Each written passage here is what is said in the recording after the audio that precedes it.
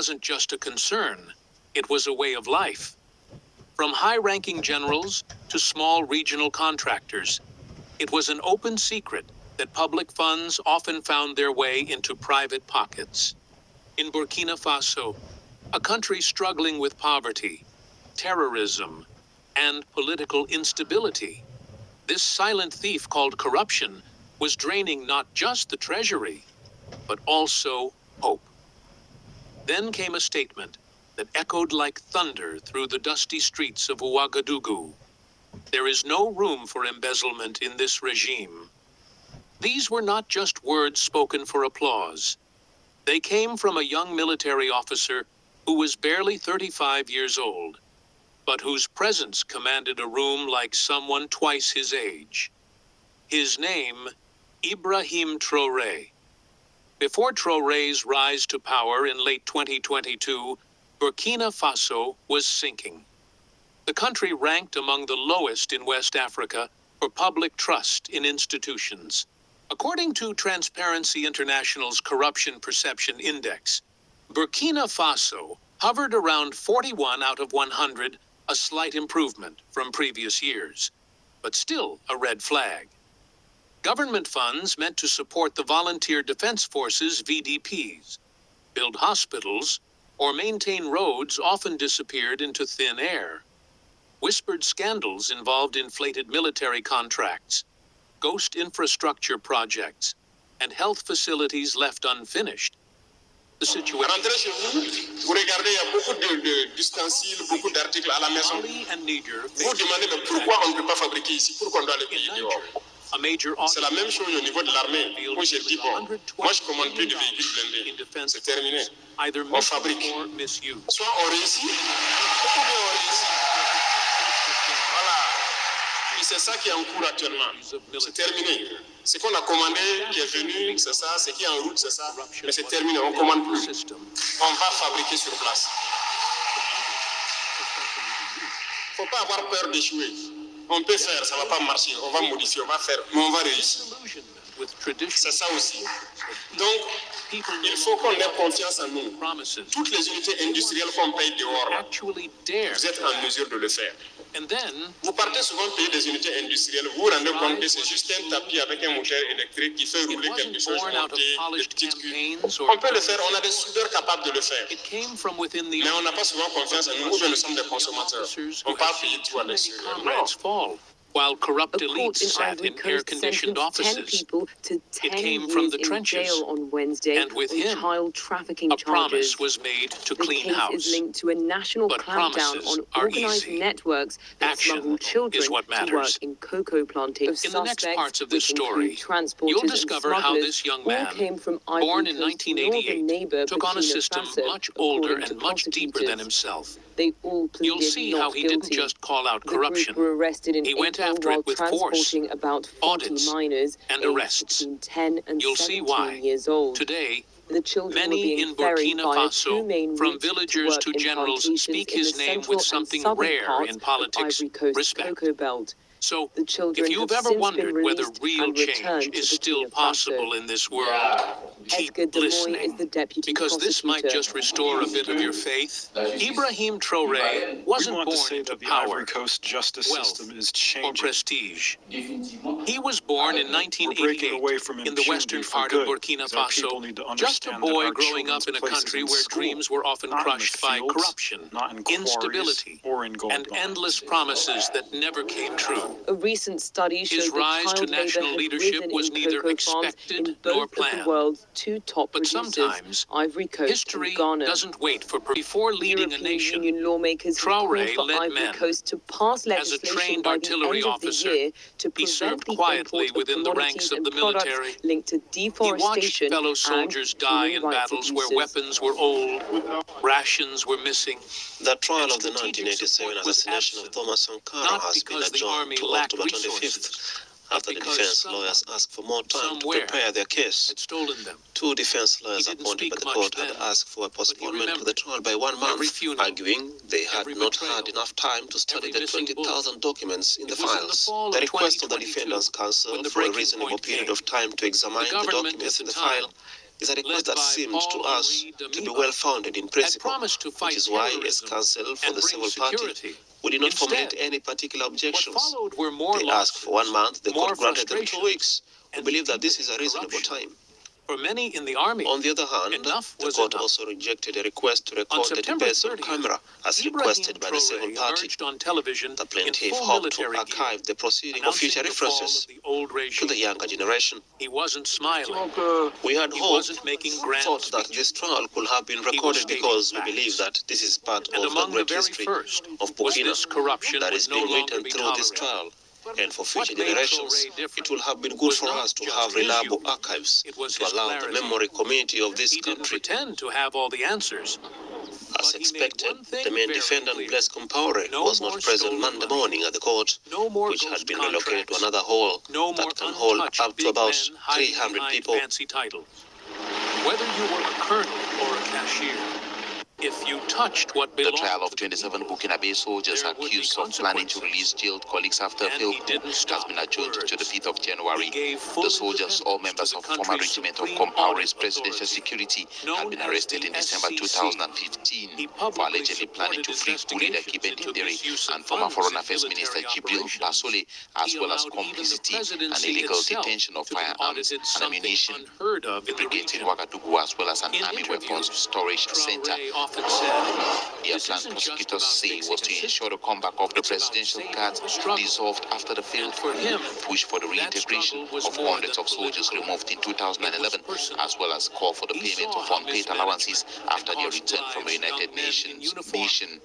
Farmers caught in crossfire, children whose schools never got built. His mission was not to govern as usual, but to clean house. But Traore'S bold stance didn't make everyone happy. International observers warned him against Western diplomats expressed concern about ties to security alliances. Inside Burkina Faso, on the ground, something else was happening. People were listening. More importantly, they were believing again.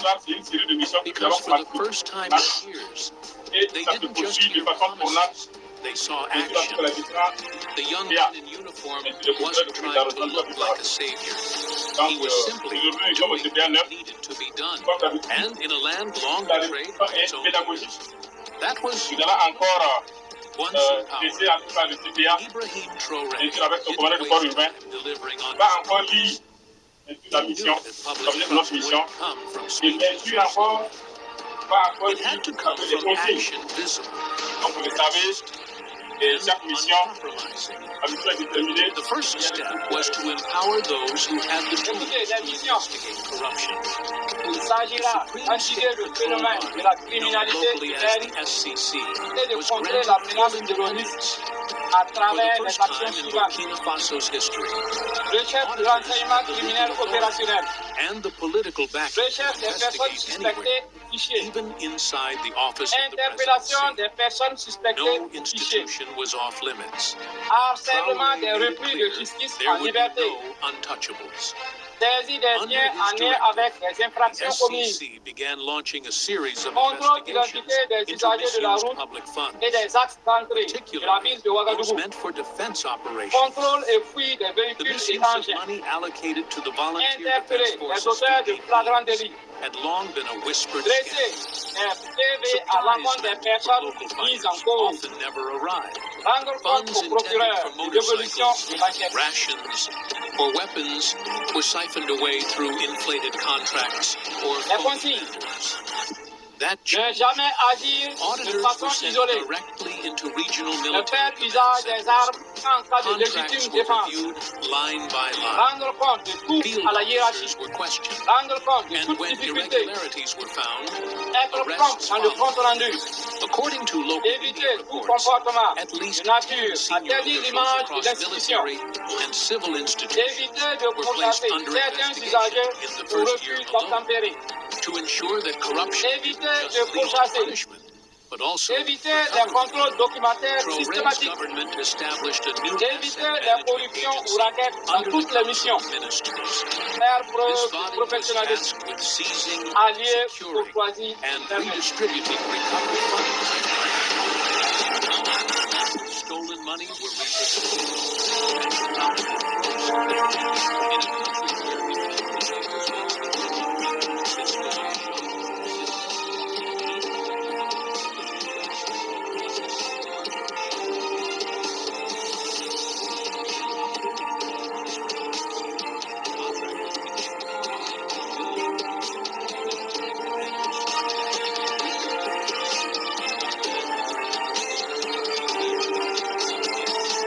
but also respect.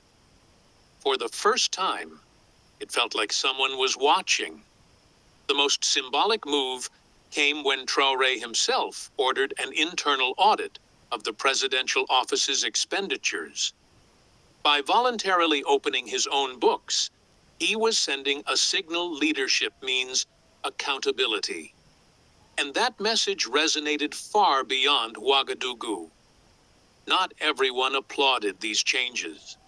Critics within the old elite whispered about militarization of governance. Some Western diplomats expressed concern that anti-corruption efforts could be used to sideline political opponents. But the public sentiment told a different story. In rural towns and city streets, people began sharing news of recovered funds and disciplinary actions. Community radio stations ran weekly programs discussing transparency. Young people in particular started seeing government jobs not just as opportunities for income, but as roles with responsibility. Burkina Faso wasn't corruption-free, not yet. But something essential had begun. The culture was shifting. And that shift wasn't imposed by outside donors or driven by foreign agendas. It was led from within, by a young man in uniform who believed that justice begins at the top, and that cleaning the house meant starting with your own doorstep. Leadership is tested not only in domestic policy, but in how a nation chooses its friends and how it defends its sovereignty. For decades, Burkina Faso leaned heavily on international partners like ECOWAS, France, and multilateral security groups such as the G5 Sahel. These alliances were supposed to bring stability, training, and counterterrorism support.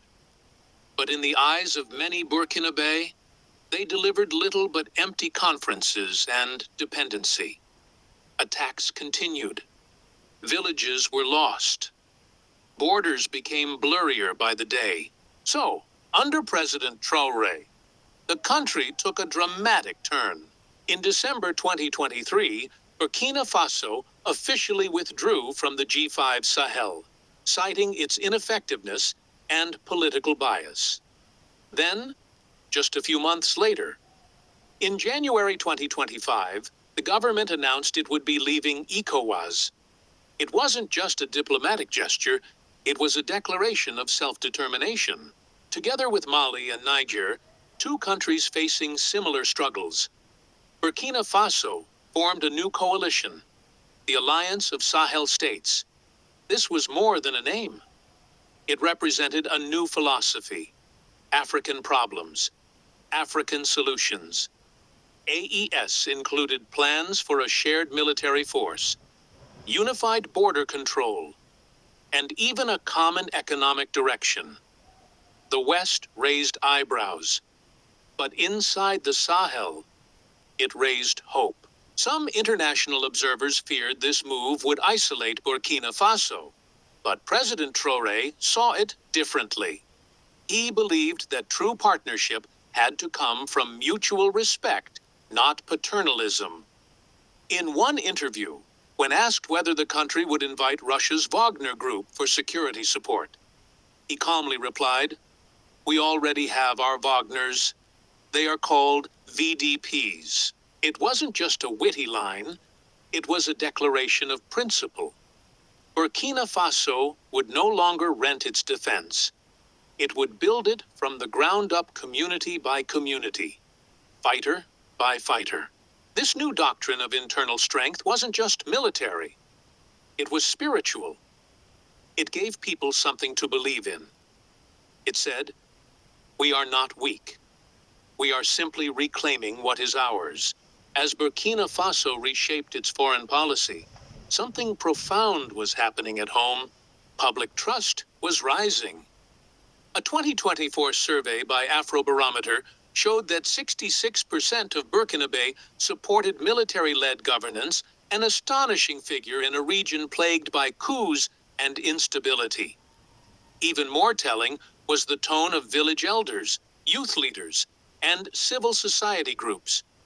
They didn't speak of Traoré as a savior, but as someone who listened, acted, and respected the people's voice. Of course, the road ahead is still difficult. Corruption hasn't disappeared. Threats at the borders persist, but the direction has changed. And sometimes, in the life of a nation, direction matters more than distance. In the end, Ibrahim Traoré didn't just fight corruption. He challenged an entire mindset, the belief that nothing could ever change. He proved that courage, when combined with clarity and conviction.